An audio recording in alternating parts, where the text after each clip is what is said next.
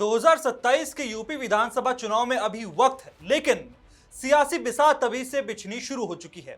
एक तरफ अखिलेश यादव पीडीए यानी पिछड़ा दलित और अल्पसंख्यक की राजनीति को लेकर मजबूत करने में जुटे हुए हैं, तो दूसरी तरफ एनडीए के सहयोगी और केंद्रीय मंत्री चिराग पासवान अब यूपी में एक नया सामाजिक समीकरण लेकर आए हैं।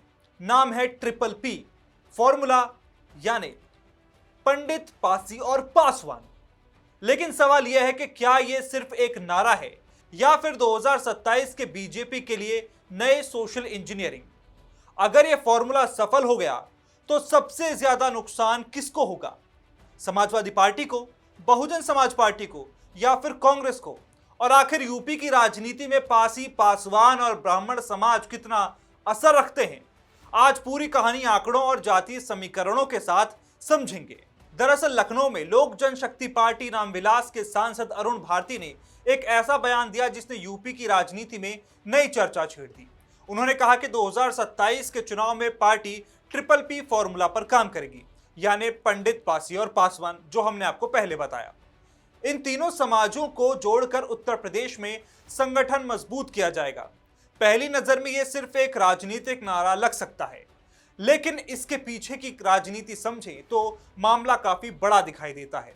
वो कैसे? चलिए वो भी आपको बताते हैं, क्योंकि यह सीधा जुड़ता है 2024 के लोकसभा चुनाव के नतीजों से। 2024 के चुनाव में समाजवादी पार्टी और कांग्रेस के गठबंधन ने यूपी में जबरदस्त प्रदर्शन करके दिखाया।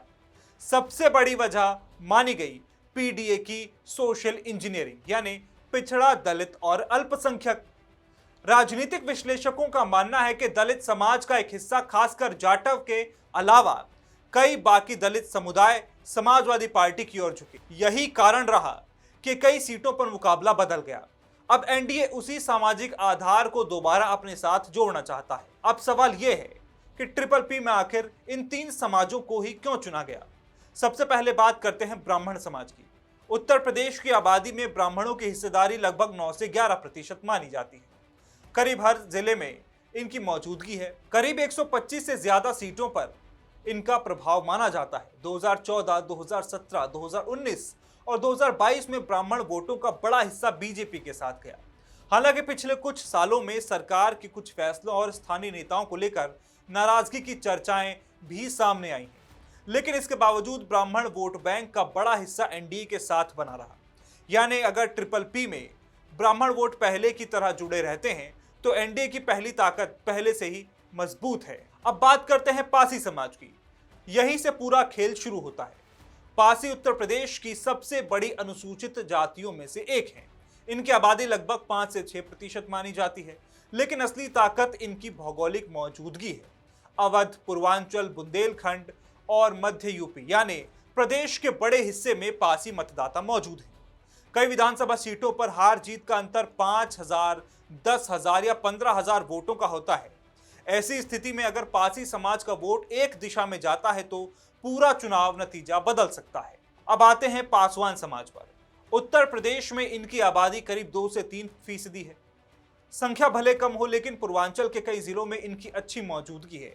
और सबसे बड़ी बात, चिराग पासवान की राजनीतिक पहचान इसी समाज से जुड़ी है। यानी अगर पासवान वोट एनडीए के साथ मजबूती से जुड़ते हैं तो एलजेपी अपने वोट ट्रांसफर की ताकत भी दिखाना चाहेगी।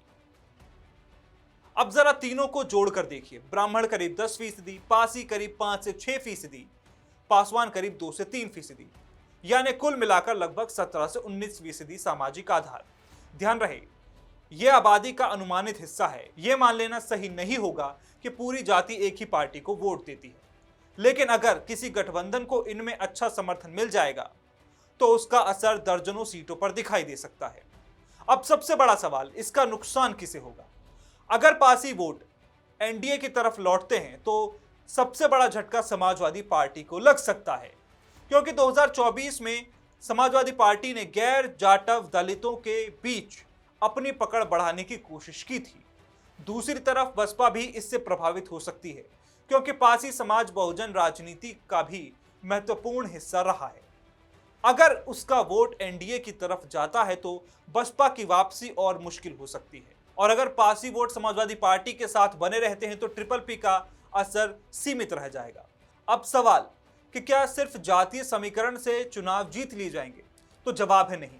यूपी का चुनाव सिर्फ जाति से नहीं बल्कि उम्मीदवार, स्थानीय मुद्दों, सरकारी योजनाओं, महंगाई, रोजगार, महिला वोट और गठबंधन की मजबूती पर भी निर्भर करेगा। लेकिन इतना जरूर है कि यूपी जैसे चुनाव में हाँ कई सीटों पर जीत हार का अंतर बेहद कम होता है। वहां पर 2 से 5% वोट भी बदलाव कर सकता है और सरकार गिरा सकता है, बना भी सकता है। यही वजह है कि सभी दल आज जातीय समीकरणों को फिर से साधने में लगे हुए हैं। तो कुल मिलाकर चिराग पासवान का ट्रिपल पी फॉर्मूला सिर्फ 3 जातियों का नाम नहीं बल्कि 2027 के चुनाव के लिए एनडीए की नई राजनीतिक रणनीति के रूप में देखा जा रहा है। एक तरफ अखिलेश यादव पीडीए के जरिए सामाजिक गठबंधन को मजबूत करने की कोशिश कर रहे हैं, तो दूसरी तरफ एनडीए ब्राह्मण, पासी और पासवान समाज को एक मंच पर लाने की कोशिश में है। अब यह रणनीति कितनी सफल होगी, इसका जवाब आने वाले महीनों में संगठन विस्तार, सीटों के बंटवारे और चुनावी माहौल से मिलेगा। लेकिन इतना तय है कि 2027 का यूपी विधानसभा चुनाव सिर्फ मुद्दों की लड़ाई नहीं होगा बल्कि सामाजिक समीकरणों की सबसे बड़ी राजनीतिक परीक्षा भी जरूर होगा। आपका इस बारे में क्या कहना है? कमेंट सेक्शन खुला है, हमें बता सकते हैं।